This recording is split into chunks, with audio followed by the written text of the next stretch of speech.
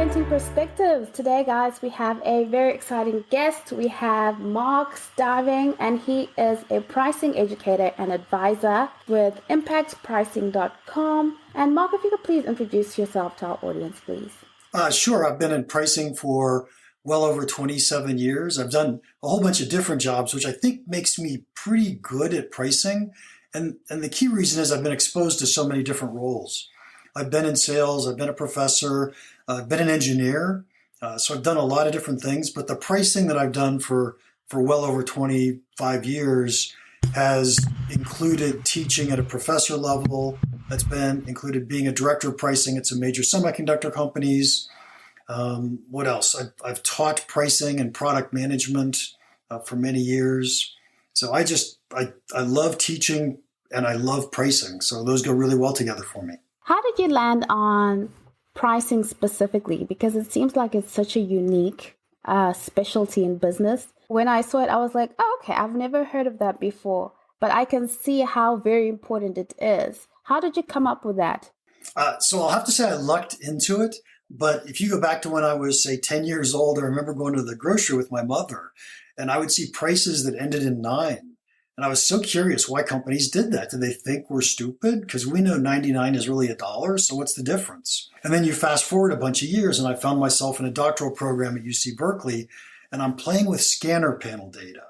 And so this is the data that groceries collect when you use your loyalty cards. I was able to mathematically test whether it matters if prices end in 9 cents or not. And it turns out that they do. And then I was able to create models to try to determine how it is that people process these prices. And I became absolutely addicted to trying to think about how people use price. Now, once I became addicted to that and I started being in the pricing field, I have to tell you, it may feel like a niche field, but it touches everything in a business.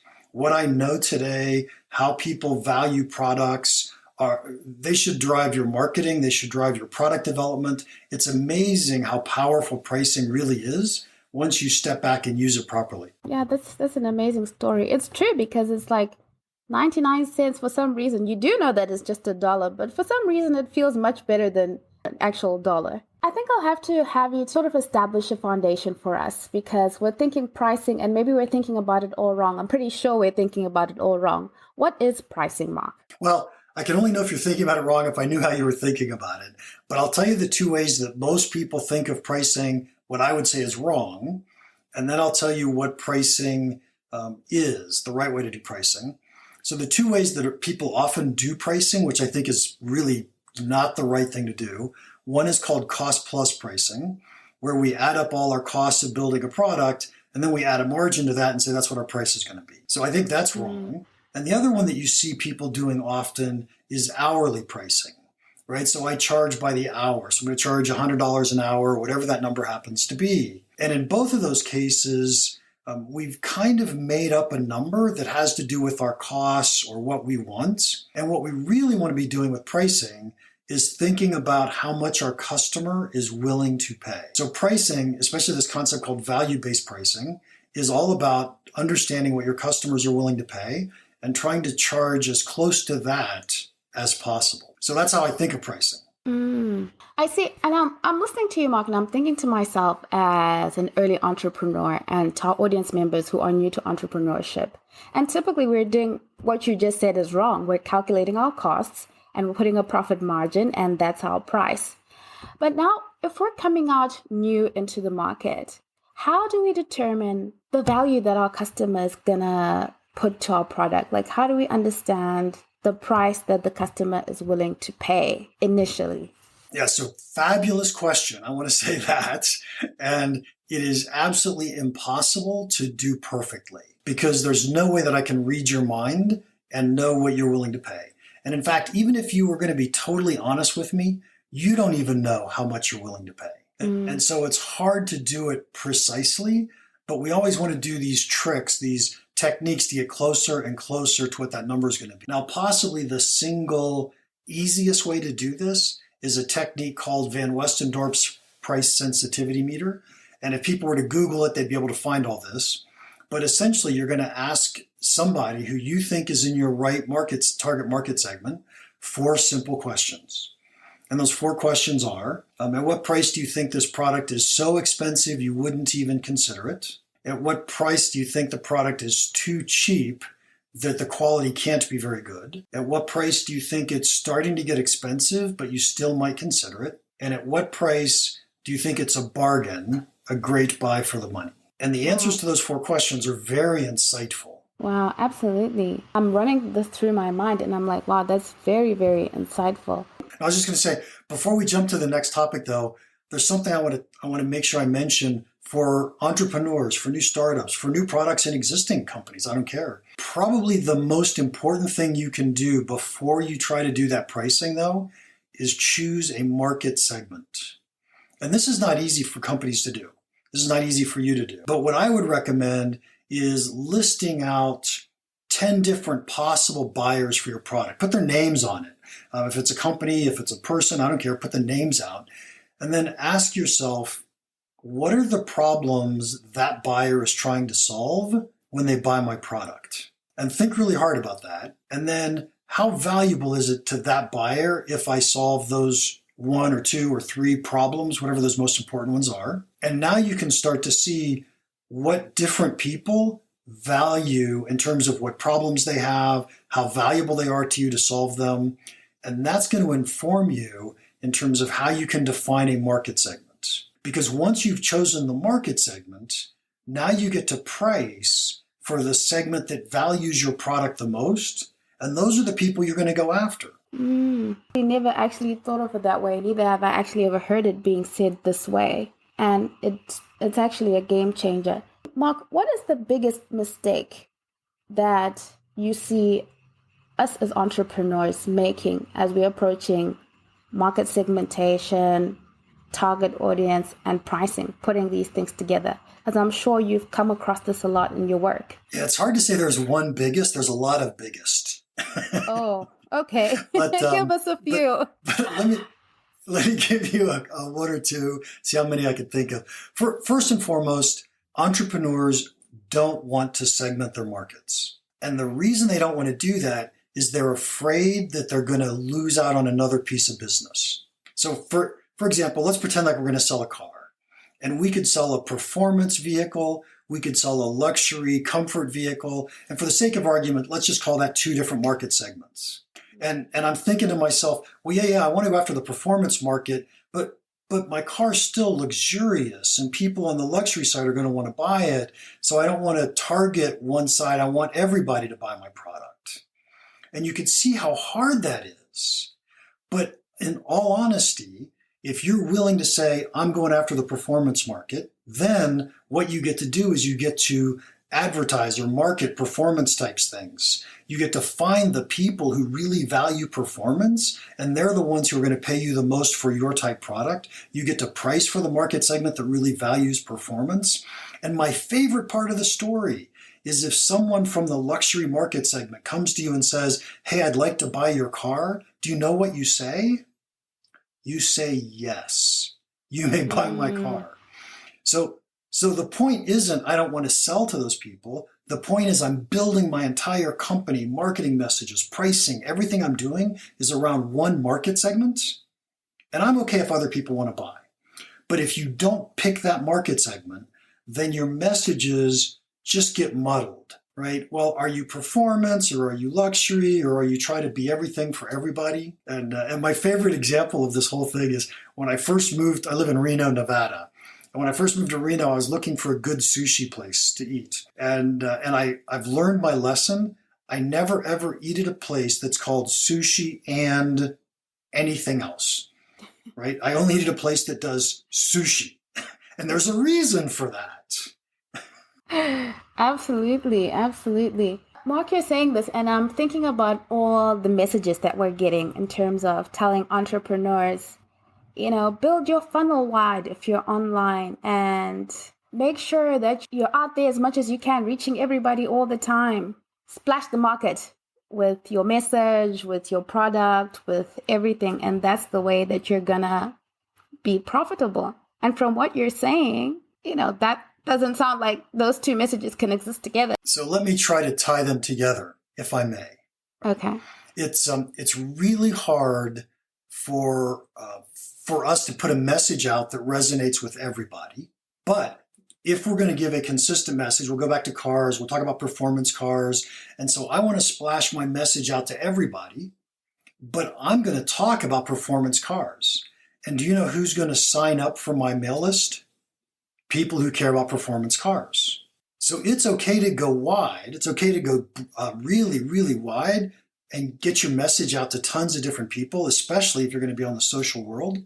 But the more focused you are in the messaging, the more likely you are to get people to choose to follow you. There are probably 20 million people in the world today that I could find that have a newsletter. And I don't have time to read all those newsletters.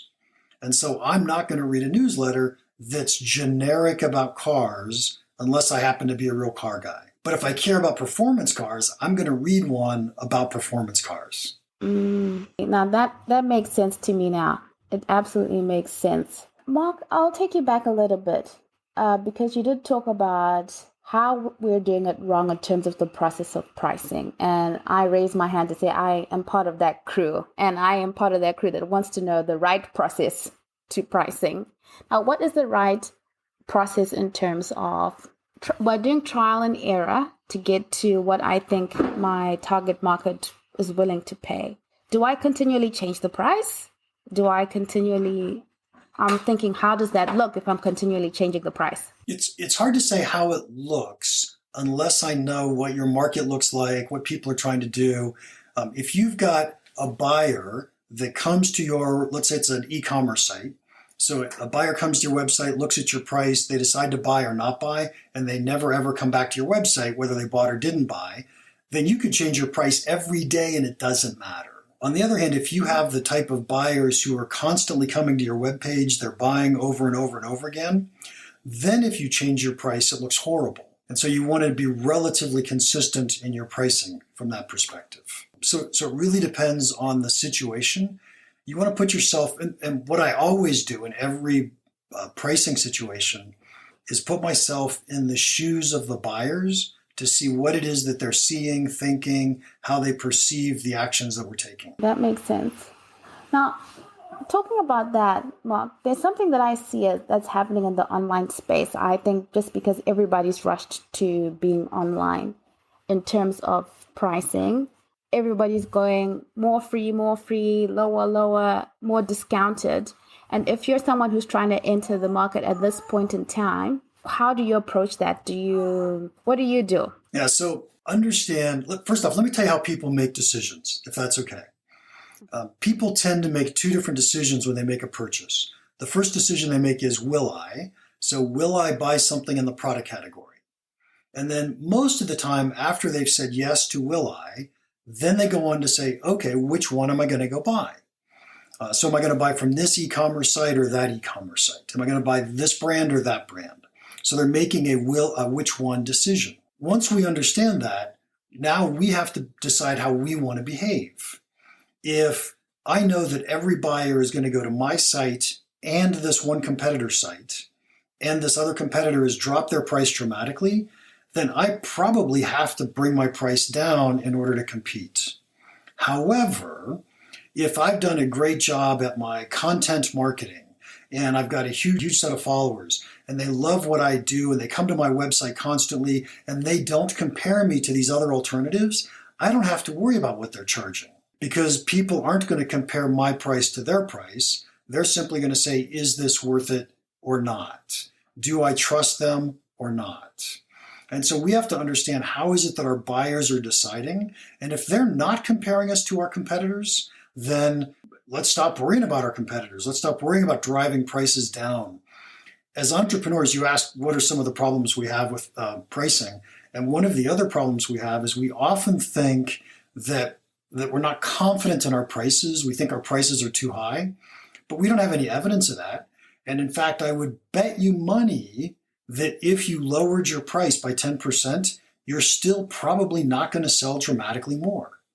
Because the problem isn't the price, the problem is something else. The problem is Are you reaching the customers? Do you have enough awareness? Are you getting their interest? Do they trust you as a company?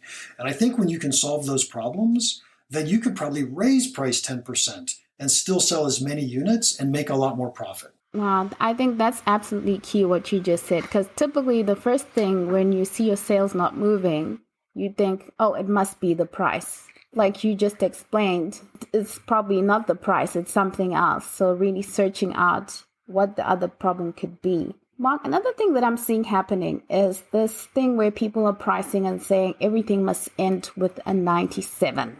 I don't know if you've seen it. Is this something that we should be following? Is 97 the new 99? Okay.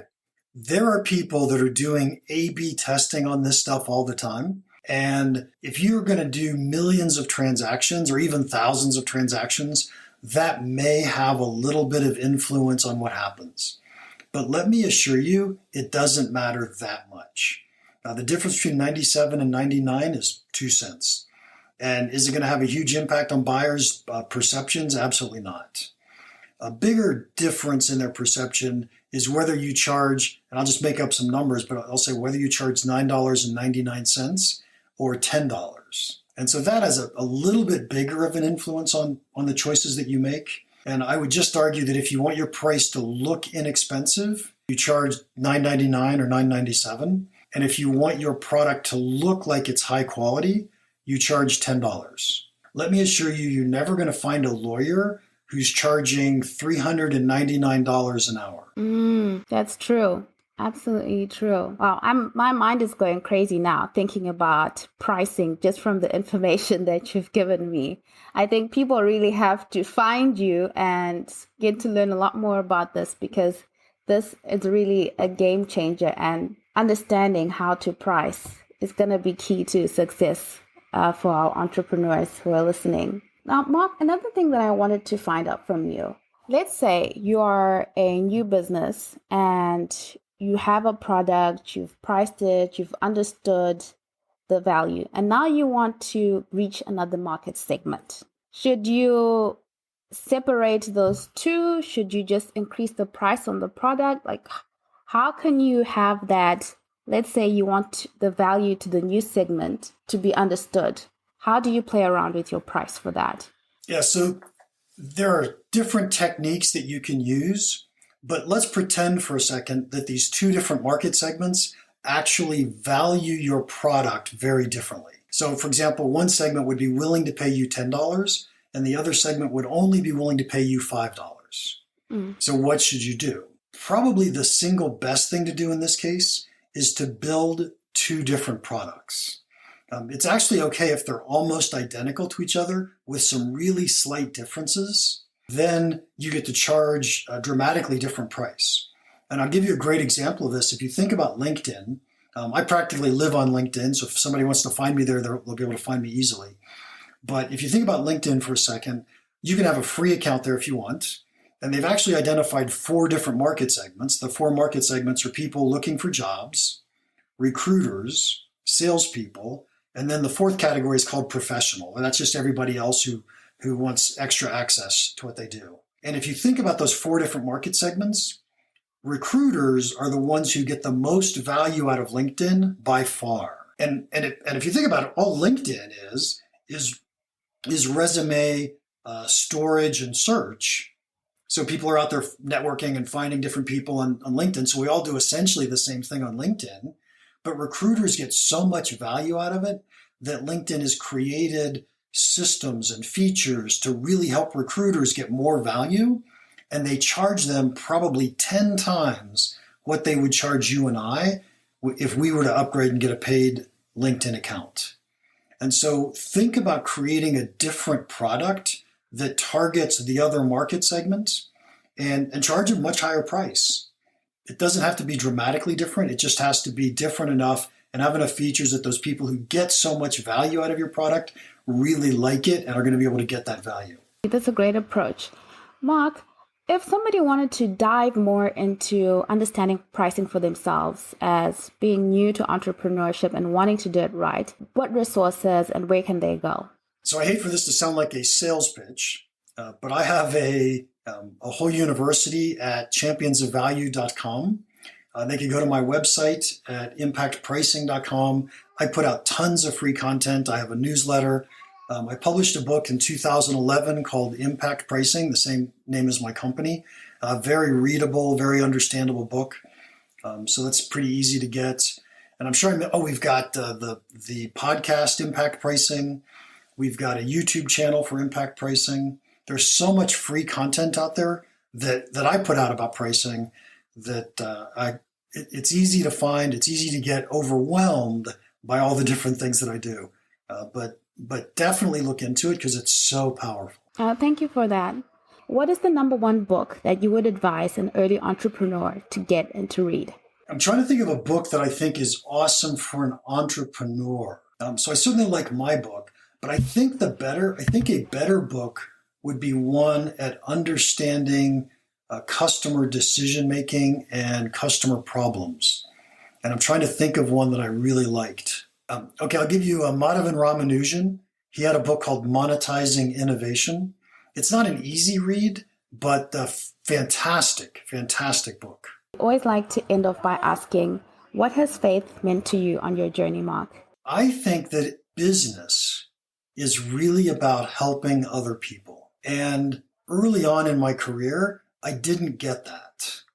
But once I started just having the attitude that I'm here to serve others, it changed my entire career. It changed the way I think about life. It changed the way I think about business. But it also changed the way people perceive me, use me, and it no longer bothers me if I do work for free for someone because I know eventually karma is going to give it back to me. Well, thank you so much for that. And thank you for this really phenomenal interview. I think that it's been packed with value that is really going to help our audience to make some changes for the better and to change the way that we've been doing things. So thank you so much for that. Oh, you're welcome. Thanks for having me on. If you got any value out of today's episode, please do share it and leave a review. Let us know how we can serve you better. Check out our website. It's www.reinventingperspectives.com and connect with us on social media on Instagram and on our Facebook page at Reinventing Perspectives. We'd love to connect with you. Also, do check out our latest book, The Christian Entrepreneur's Toolkit. It's available on Amazon.com and also through our website, www.reinventingperspectives.com. Thank you again for taking the time to listen in. Have a great day.